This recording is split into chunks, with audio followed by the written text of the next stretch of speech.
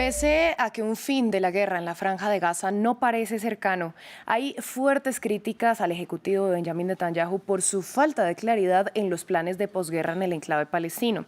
Justamente esto motivó la renuncia del miembro del gabinete de guerra Benny Gantz, el único centrista en el órgano. Para analizar el panorama para el gobierno de Israel, conectamos con Alberto García Watson. Él es analista internacional y especialista en Oriente Medio. Bienvenido a France 24. En principio le pregunto, Gantz era el único centrista en el gabinete de guerra y en el gobierno de coalición israelí. Por ahora, esta dimisión no provoca una caída del gobierno, pero ¿qué consecuencias trae esta renuncia? Bueno, definitivamente no provoca una gran crisis de gobierno porque en este momento Benjamín Netanyahu tiene la Knesset, que es el Parlamento israelí, 64 de 120 escaños y mantiene la mayoría para poder seguir gobernando. Pero la credibilidad de su gabinete es lo que puede estar siendo debilitado con la salida no solamente de Benny Gantz, que como bien has comentado, es el líder, se puede decir, político más moderado de todo el gabinete en este momento en Israel. Lo que definitivamente preocupa es que se vaya a inclinar Benjamín Netanyahu más hacia los sectores más ultranacionalistas u ultraortodoxos de su gabinete y que definitivamente esto pueda provocar el que la política que en este momento estaba llevando para con la guerra se radicalice más y podamos ver incluso más víctimas civiles cayendo como consecuencia de este conflicto en Gaza. Bueno, el gabinete de guerra, como lo sabemos, se creó tras el ataque de Hamás del 7 de octubre. ¿Qué tanta cohesión alcanzó a existir entre Netanyahu y Gantz? ¿O fue una falsa unidad para mostrarle al mundo? Definitivamente lo que precisaba Benjamín Netanyahu era la presencia de una voz moderada dentro de su gabinete de guerra y como jefe del ejército en el pasado, entre 2020 y 2022, también había sido jefe del ejército y involucrado en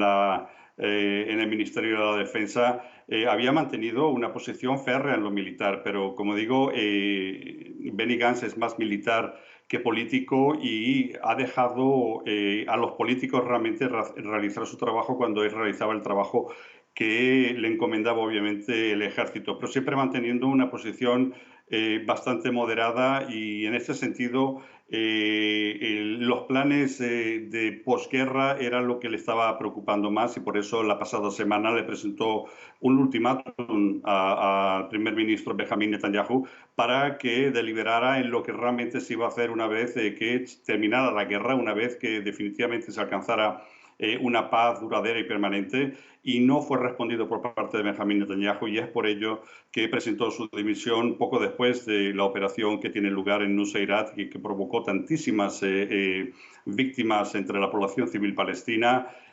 Y solamente la consecución de 4 liberados israelíes, como bien has comentado, contó con la logística, el apoyo y la ayuda de los Estados Unidos, que incluso cedió la plataforma muelle que se construyó hace unos meses para poder tener lugar esta operación militar que podría, como bien has dicho también, involucrar a los Estados Unidos en un delito de complicidad con genocidio. Gantz argumentó en esta renuncia que Netanyahu se interpone en conseguir una verdadera victoria en Gaza. ¿Cuál era el plan o la visión que tenía Gantz sobre el futuro del enclave? Básicamente lo que Benny Gantz pretendía era de manera militar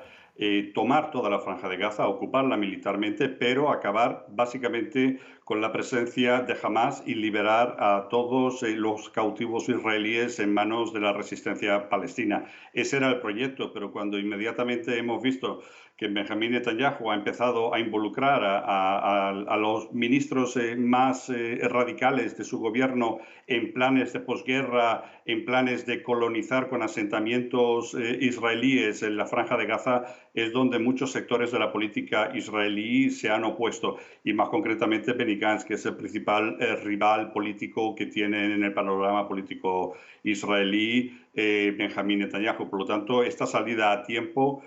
puede provocar primero el que se empuje y se presione más a Benjamín Netanyahu a convocar elecciones legislativas anticipadas y que las pueda ganar definitivamente Benny Gantz, que tiene el apoyo y la simpatía mayoritaria del pueblo israelí según las últimas encuestas.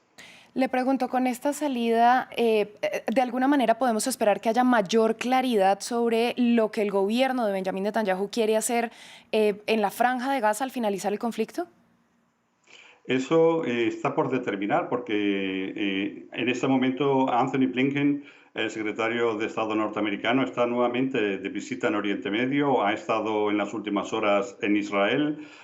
y supuestamente ha trasladado un plan de paz con 3 puntos, con 3 fases diferentes que supuestamente vienen de parte de Biden, del presidente norteamericano, y al parecer el primer ministro israelí hubiera aceptado este plan de paz. Y claro, le han pasado la pelota a Hamás. Ahora queda por determinar que Hamás también lo apoye para realmente certificar y rubricar una propuesta de paz que ayer en el Consejo de Seguridad de Naciones Unidas fue aprobado como resolución. Pero si esto tiene lugar, vamos a ver una crisis de gobierno porque los sectores más radicales y ultraortodoxos y extremistas del gobierno del gabinete de Netanyahu se oponen por completo a un proceso de paz en este momento, mientras no sea aniquilada por completo la resistencia palestina y más concretamente Hamás.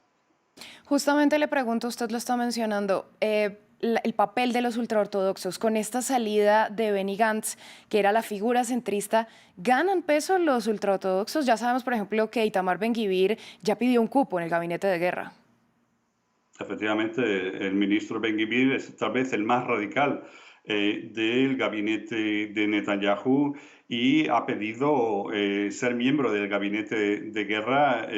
lo que podría complicar incluso más la situación porque este hombre pretende que haya una guerra total, una guerra sin límites y que posteriormente a la guerra se establezcan asentamientos israelíes en la Franja de Gaza